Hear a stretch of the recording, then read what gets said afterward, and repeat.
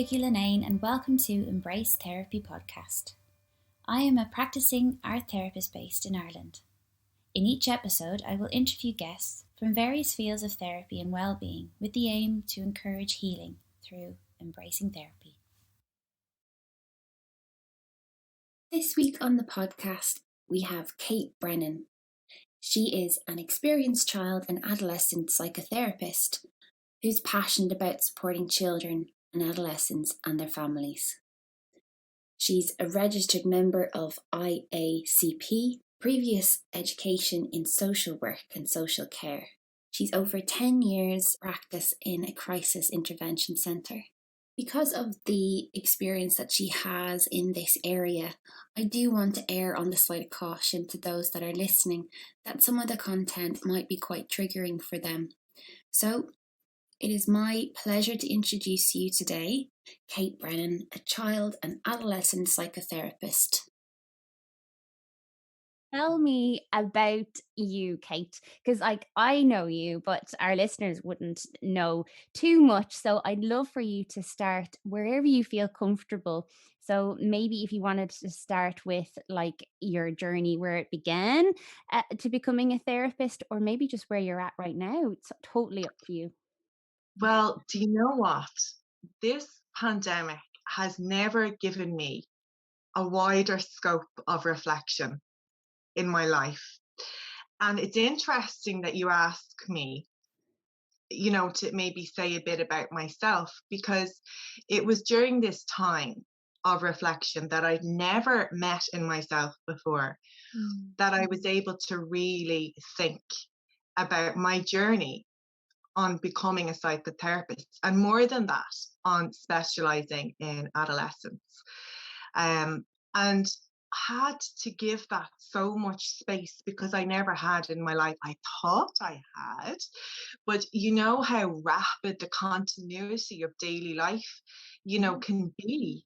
And I definitely got caught up in that. And I don't think I stopped to do what it is that I facilitate my adolescents in therapy to do, and that is to acknowledge all that I had been through and how I had come to be in a place that I'd actually worked really hard to be in. So that was really nice.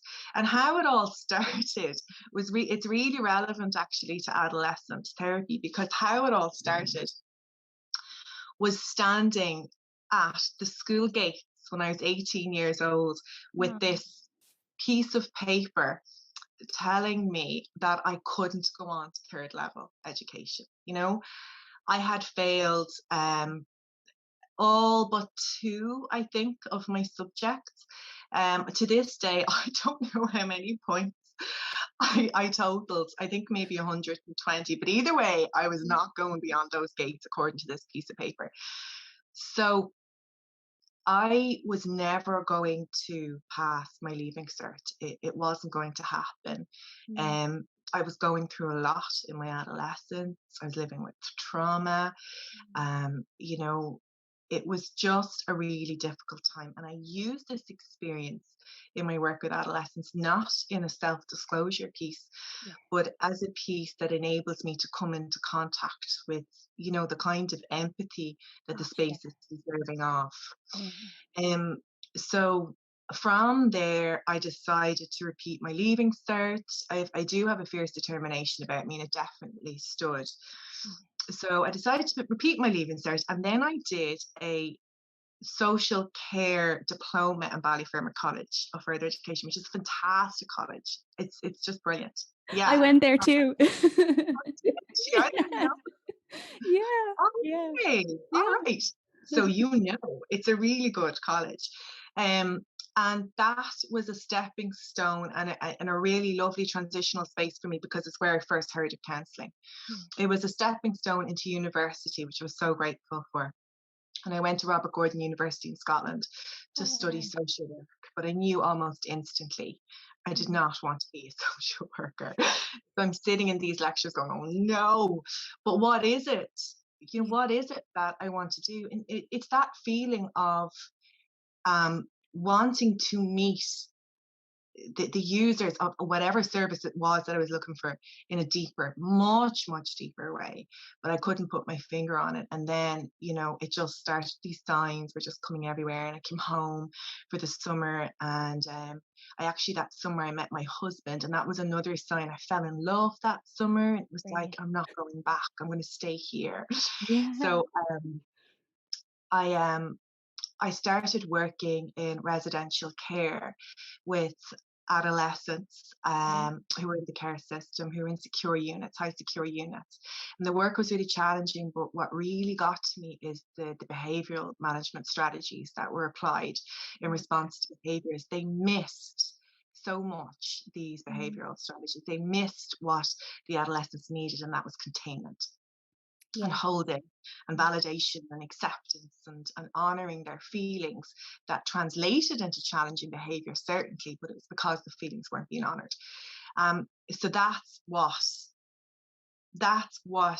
got me into psychotherapy. I was like, I know what it is. Yeah. It's psychotherapy. That's what I want. So I started. I did a 4-year honors degree in Dublin Business School, which is quite psychodynamic oriented.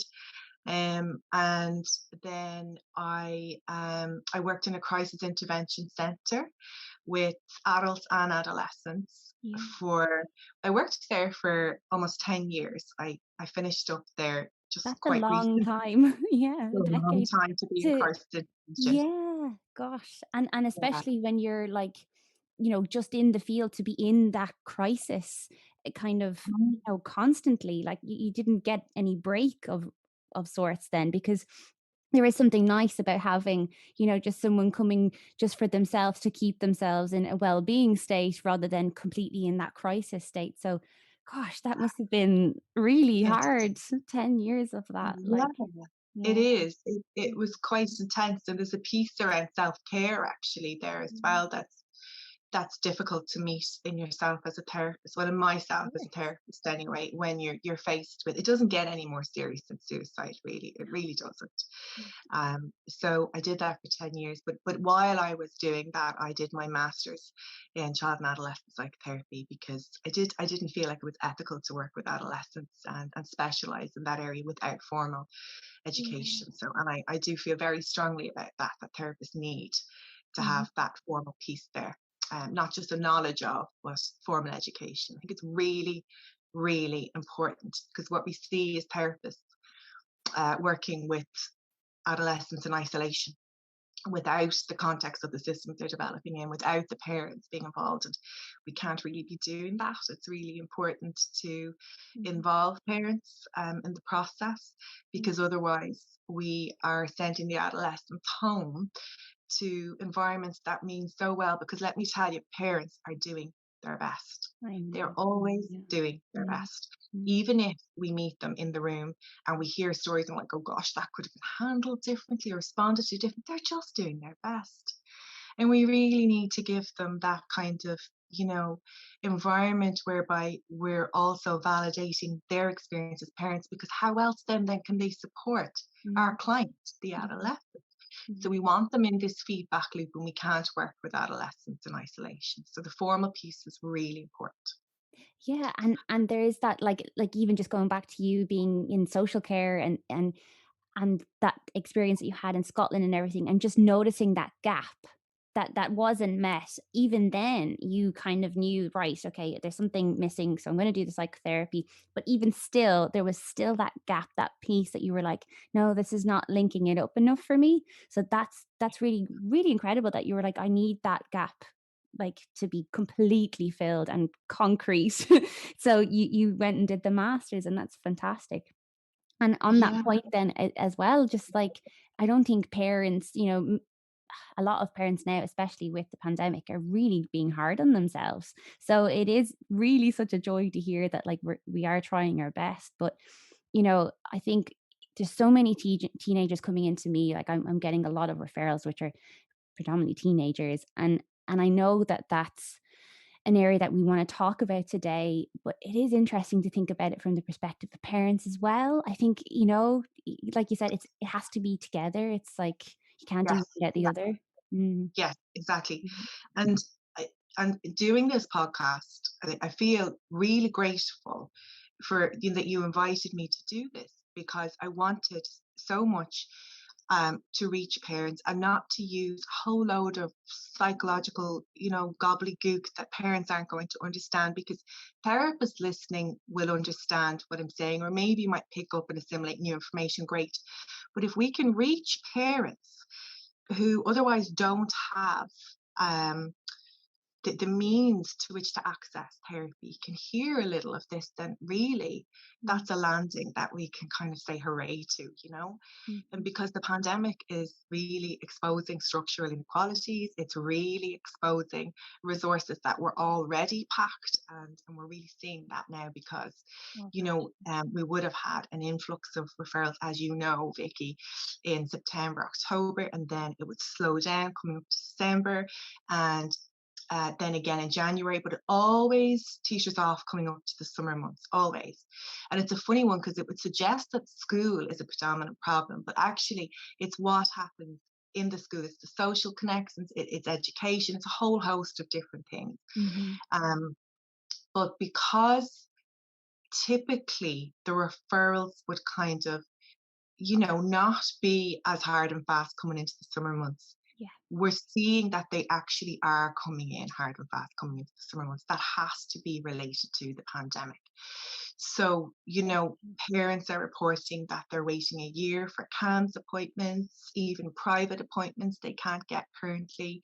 So let's talk to parents on the podcast, let's do that. Yes. And, usually, or typically at least, parents will come in to the initial assessment or the assessment phase, which informs the pathway going forward. And they will want to know what to do. And, I'm a mother, and you're a mother, and we can really relate to that, can't we? Like, if there's something going on with our child, our immediate response is, what do I do? And I always use the analogy of a car with parents around this, okay? Because when a child is really young, we, up until the age of maybe 11 or so, we drive the car, we oil the car, we fix the car, we navigate the car, we hold the map, we structure the map, we draw the lines. We're in control. It's not a bad thing. It's just that we're shaping their lives, and their lives are shaped in response to this gorgeous attachment that they have with us, but we're driving the car.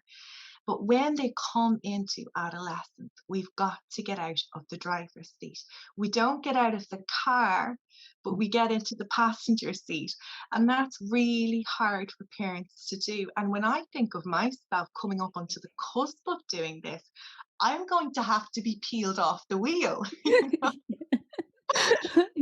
Oh, 100%. Oh, I can totally, like, mine's 3 and I'm already like, oh, it's so hard. Yeah, giving that power. It's really hard because it's been so comfortable, easily navigating this, like you said, this car and this journey. Yeah, being the navigator is something, I really adore that role. So Don't we? yeah. Oh yeah. And we provide the view and all of that. It's just so lovely. But we've got to actually, we've got to get in the passenger seat. And that's not to say that we don't need to take the wheel sometimes or use the brakes, absolutely. But mostly we've got to be in the passenger seat. And so there's a transition. And typically parents will present their adolescent in this transition. We've got to know that the adolescent wants to be there. And once they do, that's great. But they want to know, what do I do? So I give them this analogy. And actually, when I talk about my time in Scotland, my mother actually moved over to Scotland with me. I think I was 21 for the first, sorry, didn't move over with me. What am I saying? She came over with me for the first week or so, just to settle me. I'm 21, I still needed that. And when she was leaving me, she was getting into the taxi and she was hysterical.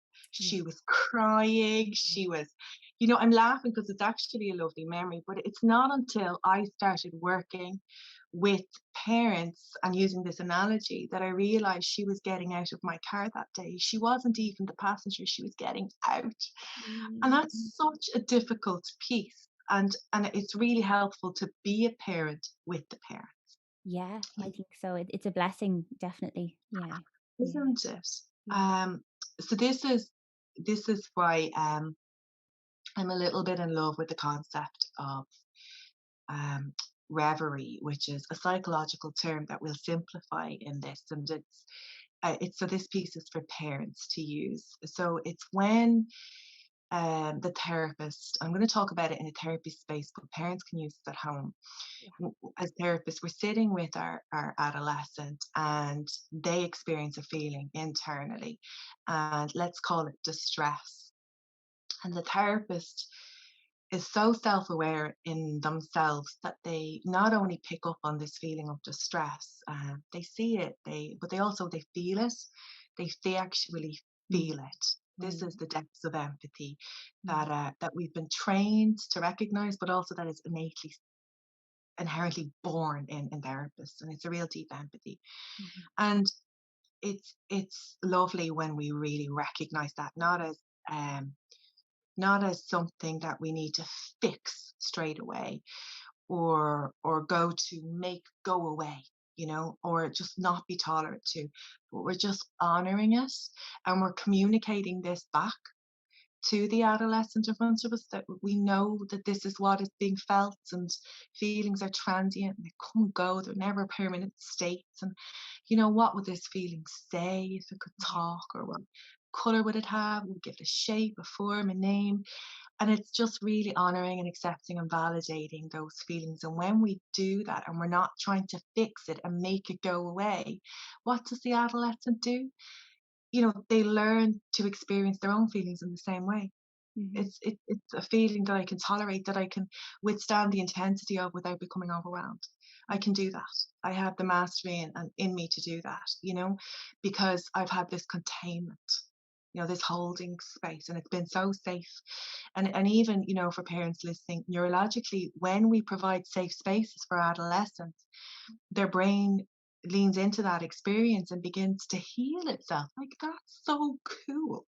Because when it's experienced in continuity, then Mm. neurologically, there's always going to be that kind of sense of, I'm okay. It's okay, Mm. And so for parents trying desperately to fix it for their adolescents, I promise that if you sit with your teenager and you're just listening without agenda, without fear, Mm. without judgment of the feeling, because judgment even comes in terms of, well, like, why do you feel this way? I don't know. Like, when adolescents say I don't know, do you know what they mean? They mean I don't know. Yeah, That's absolutely. what they mean. They genuinely don't know. But we tend to kind of go, well, you must know, and you've been feeling like this for a couple of days now, and what's wrong? What's wrong? Yeah. Just park it, and just sit with it, Sit with it. Yeah. And so it's, just to bring it back as well to kind of what you said is like this year, especially you've been reflecting and sitting with it. And we've all kind of in some way been sitting with the unknown and we still are pretty much in it.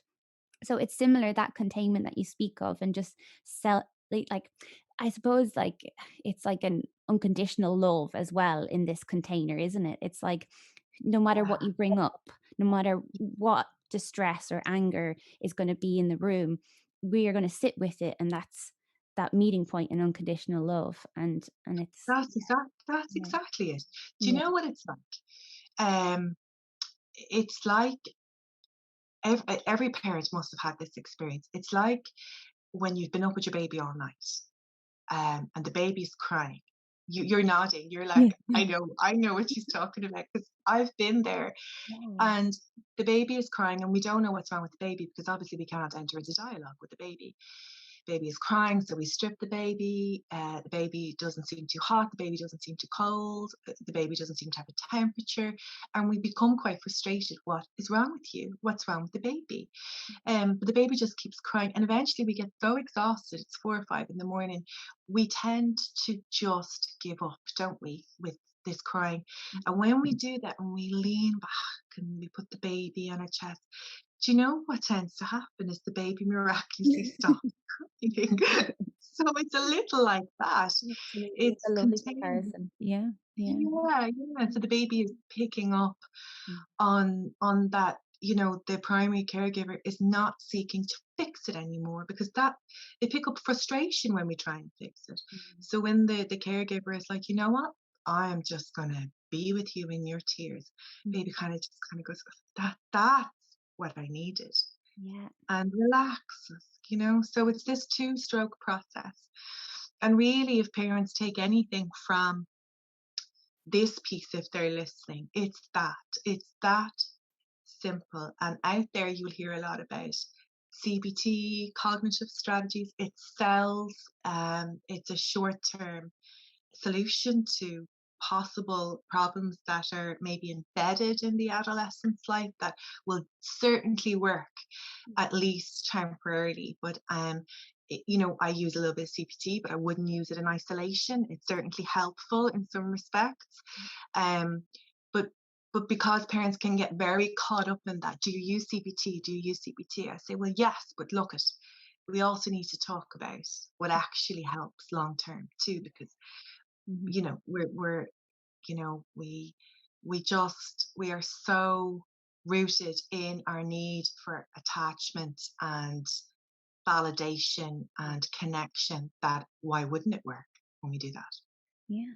And that connection piece again, like it sounds like a simple thing to say, but it's everything. It's at the basis of everything, isn't it? And like, connection with that child that you're saying, like that newborn or, that under 1-year-old child, and that feeling of being ruffled by it is, that expression, like, and that connection then again later on, and like you said, getting into the passenger seat but still remaining connected, and getting out of the car remaining connected, but yet there's so many opportunities for disconnect as a parent, but to just own up to it and it kind of face it and accept it and move on, that's something as well that I think a lot of teenagers come to us for as well, is that disconnect feeling, something changed, whether it be like this, the pandemic is a good example because we're all in it, or it could be something like, a new sibling, like that physical disconnect of just not being number one anymore, or, it can be a myriad of things, like it's everything, isn't it? Connection. But Yeah. at the moment, then, just looking at teenagers now and what connections they're missing in the social sphere of their life as well. There's a massive disconnect since. Well, that's it, because what you say is just, it's so wise.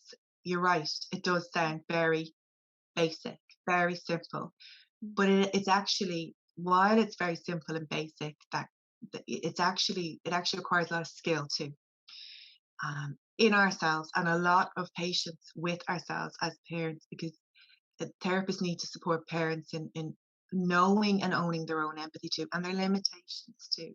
It's okay when we we don't get it right. Janie Macker is like, we have to actually facilitate failures, especially in very young children. How else do they integrate it and be okay with not being perfect? And we have to be human in that too. I made a mistake, we disconnected. Let me show you how we reconnect as humans. That's okay. There Okay. can be no reconnect. It's so nice. Yeah. It's just Yeah. that, and like the reconnection part, that there's so much growth in that. I know we're kind of getting a bit vague, but like, to use examples of like, any kind of a struggle, like it could be anxiety, like provoking things like giving a presentation in school and feeling disconnected from your peers, disconnected from reality in that moment of having to get up and do something like that.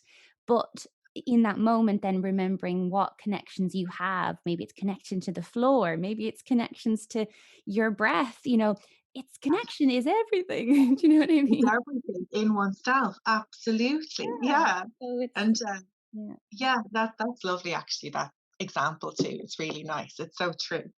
Um like when you talk about the context of the pandemic too, and connection in that, because that's so here and now, isn't it? And just going more in the immediacy of what's going on. Um Teenagers are very invested in social connections for sure. Some aren't. And when we talk about adolescence, we might use very general terms like risk takers, impulsive, oscillating between low mood, high mood. But not all adolescents are like that. And just in the same way that we are both adults with very subjective experiences of the world, and we don't just fit in nicely to Eric Erickson's particular adult stage that we're at, even though we're similar ages. So Mm. it's so subjective how the pandemic is going to affect each subjective narrative that an adolescent holds, but because adolescents tend to, nonetheless, collectively speaking at least, they tend to have quite tightly bounded experiences. In other words, therapists and parents tend to try really hard to gain access to the internal world of adolescents, almost too hard. And then when that happens, they tend to close up even more. And it goes back to our piece about connection. The rest will fall into place. But we will find what is going on for our teenagers. We will know how they're feeling when we look elsewhere beyond the dialogue, the verbal dialogue, because we can see what's going on for them when we look at their poetry. They're at the height of creativity, the height of it. Yeah. They almost always channel these experiences that people work so hard to gain access to. They almost always channel it into easily accessible forms. So let's look at their poetry if that's what they want to share with us. Their music making, their art. Sometimes it's graffiti. I know. There's so much there creatively that we can get to know what's going on for them and how they've been impacted through mediums like this. You'd probably know that a lot better than I do. I think, if in your training, I'm sure it's part of it as well, that creative Absolutely. exploration and to Mhm. use it in a therapeutic way, because it is a really good way to get in touch with children and adolescents.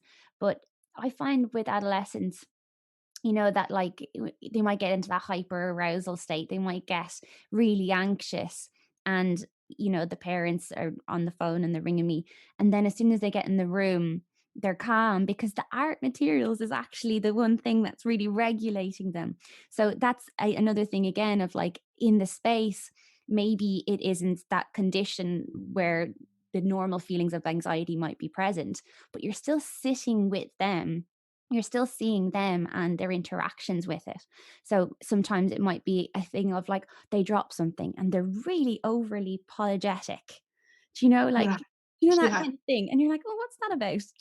It can be something so subtle that you can kind of pick up on an anxiety in the Mhm. room. But, I think teenagers and their creativity, just like what you said, it's like it comes out some way, and it could be just how they dress themselves, like it could be just that. I know I Yeah. used that was definitely me. you know? Was it? Yeah, yeah, absolutely. I think I got like Converse up to my knees at one stage. It was really expressive Oh my gosh. how I dressed. Brilliant.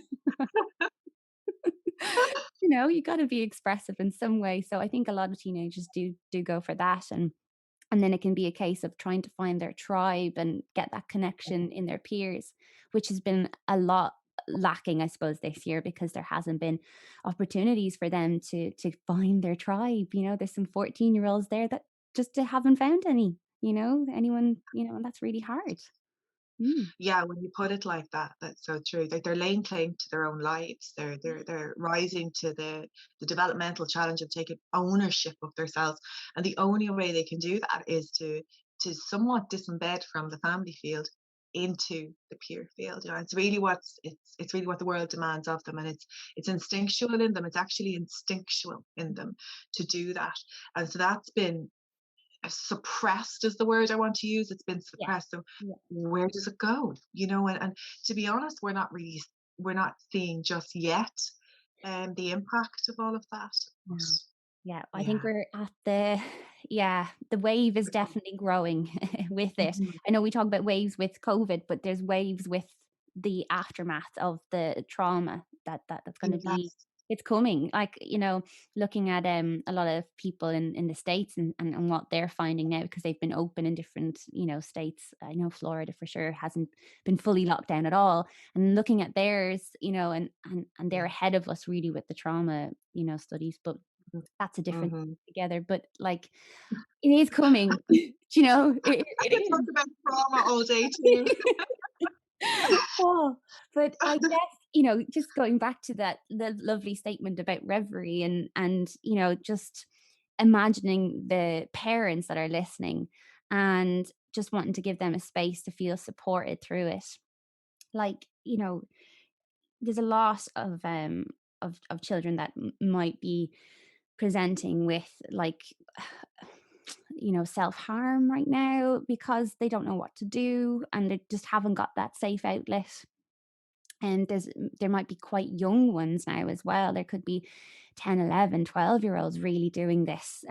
So and it's that, you know, we're all in it, in this moment of just crisis, and they're just picking it up and not knowing what to do with it. So they find this release in that self-harm way.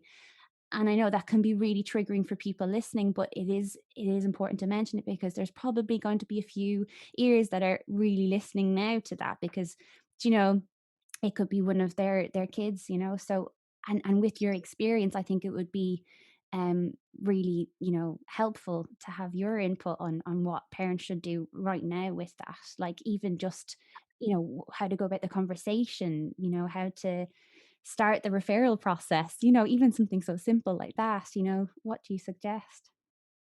So, look, if a child is self harming or an adolescent is self harming, they're in crisis. And a crisis needs crisis intervention. That's what it needs. And because those resources are so stretched at the moment, we have centres like Pieta House, definitely. But their sessions, I think, about 6 weeks long. So you're looking at 6 sessions.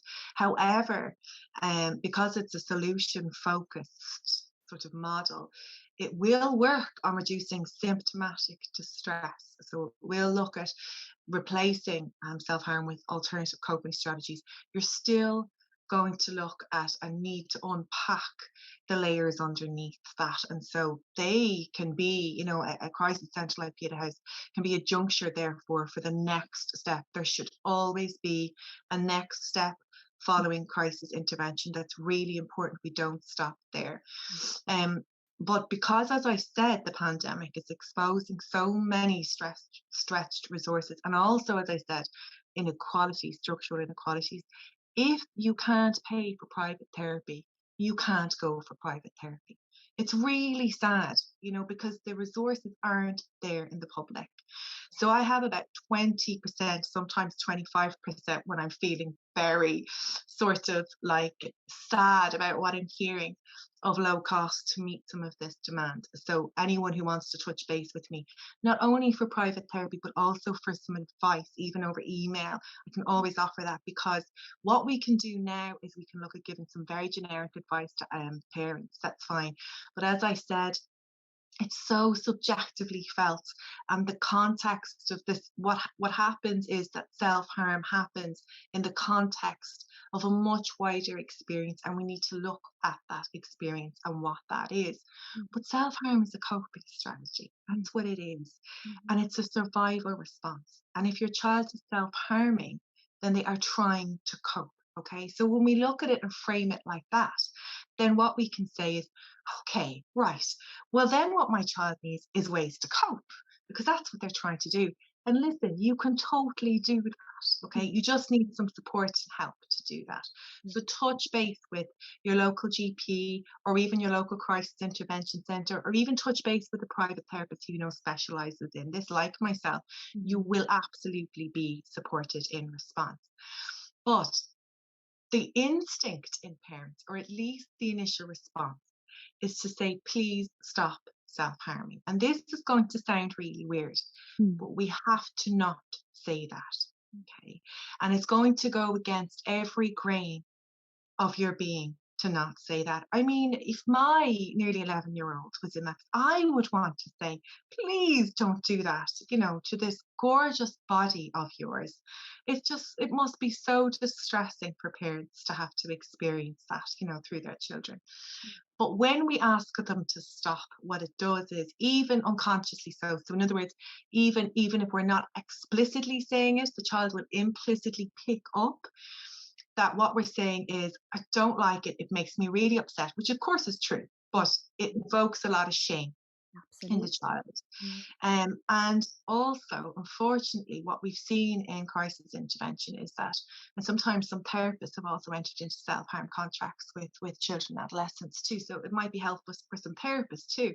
What happens is, when we ask them to stop or we enter them into contracts, is that suicide ideation emerges in its place, especially in times where the adolescent does stop on behalf of this request.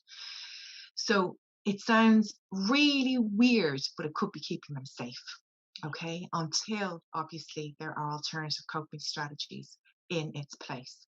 And those coping strategies are going to be very specific to your adolescence. They have to be tailored to, because what works for me wouldn't work for you, Vicky, and vice versa. There are some very general ones, of course, but I mean, the prerequisite to self-harm, again, we need to go back to this, is stress, it's anxiety, it's a feeling of maybe numbness, or it's a feeling of feeling too much. I always say self-harm is either to feel nothing or something. Tends to be one or the other. So identifying that with your child, but please have this conversation with your child, because they're thinking it. Just translate that into a conversation. Sit down. Don't be afraid of it, even though it's terrifying. Or even tell your child, I actually kind of don't know what to do, and we're going to figure it out together. Just be really honest and human in that, because otherwise it's going to come back to this, we've got to fix this. And that it's going to be picked up as this urgency that your child or adolescent is not going to be able to tolerate, and it's going to transform into even more distress. So, as distressing as it is for parents, surround yourself with support structures, because that will enable you to do the same for your child and pick up the phone. It's like, just to go back to that analogy and that metaphor that you used, like, it's like the roadmap. Let's look at the map again. We're both in this car. Let's just look at the map. Maybe there's a different route that we need to go down instead of the one we're on. Yeah, it's that. It's just look at the map now. And like that, like you said, like you might need to take the wheel on some occasions, and there is that in it. So absolutely, it's just beautiful to use that. I honestly think that is the thing. It's like, once you have the conversation, it's like, again, that connection and that rebuild begins, and it can be so simple with just sitting down and let's have a chat and a cuddle, and even if they're 14, 15, 16, they might just need that cuddle sometimes, so, and that's a starting point. That's so true. And going back as well to when we ask adolescents, what works for you, or might say, what do you need? Ask them that. Don't assume what they need. Ask them what they need, and it might generate a response from them. Or they might say, I don't know. That's fine that they don't know. If they knew what to do about this, they'd do it, And so we all don't know together, and we have to get comfortable with not knowing. We really do. To I suppose, put that into the space between our child and ourselves, whereby it's okay to not know. All right. We don't always have to define feelings. We don't always have to know why they're there. Definitely not.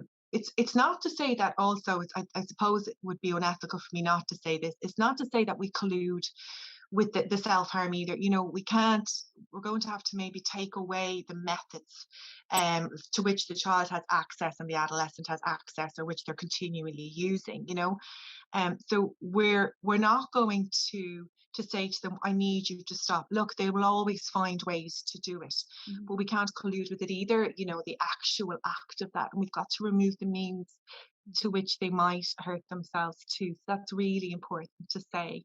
But that it's done in such a way that the honesty is there around that, with them, and that they're informed at all times. I'm a big believer as a therapist for myself to be very transparent with adolescents too. I rarely have conversations with the caregivers that I don't report back to the adolescent. So the honesty is very, very important in all the steps that are taken to create scaffolding around this child. They'll suss it out anyway, you know what I mean? And then that's a rupture that you need to then repair. So it's kind of almost slows things down if you don't, Yeah. be honest. Like, yeah, exactly. Yeah, that's so true. Yeah, Exactly. yeah. You're like getting a blowout in the tire or something in the vehicle. Yeah. I really love that. I'm gonna keep going with that.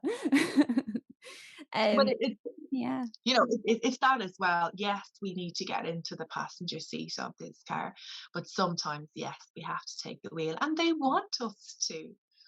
They Yeah. want us to, Yeah, at the end of it's the like that, time. like you were saying, like what is it that you need? But like there is a need unmet, and that's what's causing this behavior. So it is just looking at the needs then. But yeah, Yeah. like yeah, I don't know, like I'm finding at the moment that, you know, my peers in private practice can have up to, 3 months of a waiting list now. Like it just feels Mhm, like everybody mhm. is um having to put in the self-care and really mind themselves in it as therapists as well. So, and then on top of that, then, we are parents in it too. So there's a lot going on for us as well as therapists at the moment. But Listen there. Yeah, yeah. the self-care piece is really important.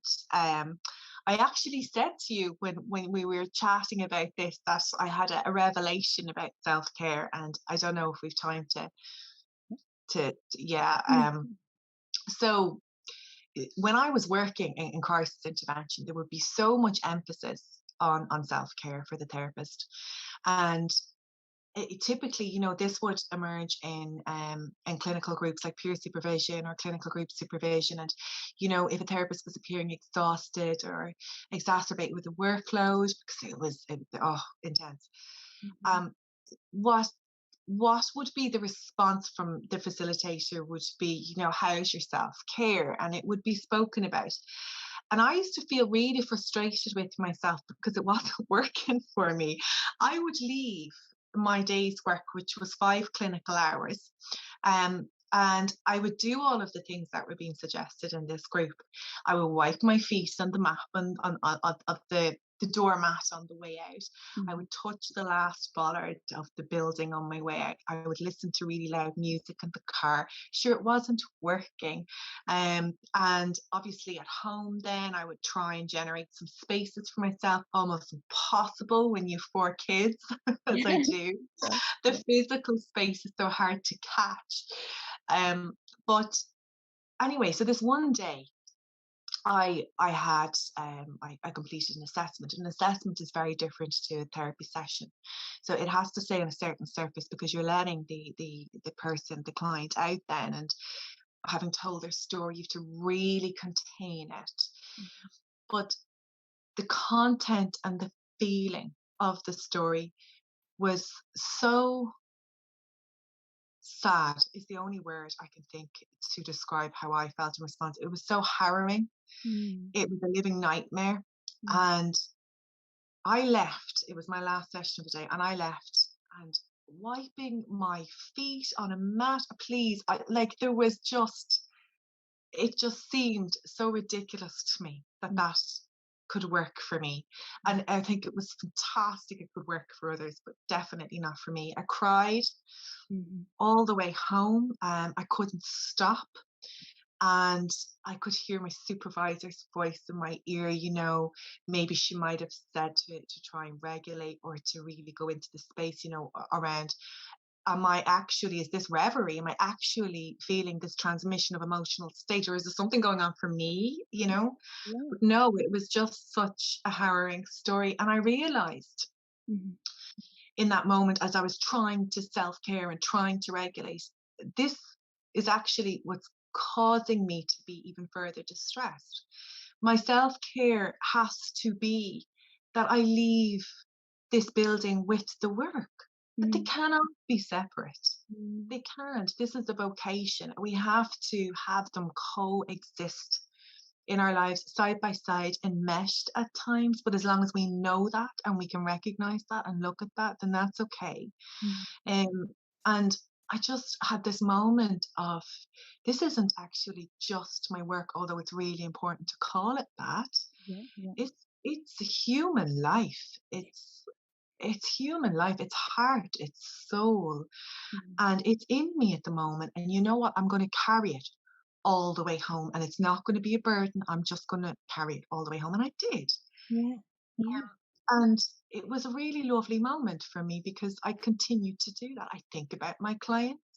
I yeah, have love for my clients. I don't try and separate them out from my mind or my existence or even my psyche, yeah. and so it was a revelation for me. It really Yeah. was. It's gorgeous.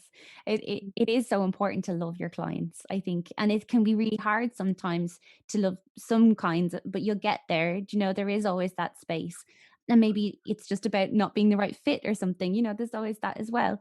But definitely, I can honestly say I love my clients as well. And Yeah. that sense that, yeah, that you can be okay with living your life with them still around you. Yeah, absolutely.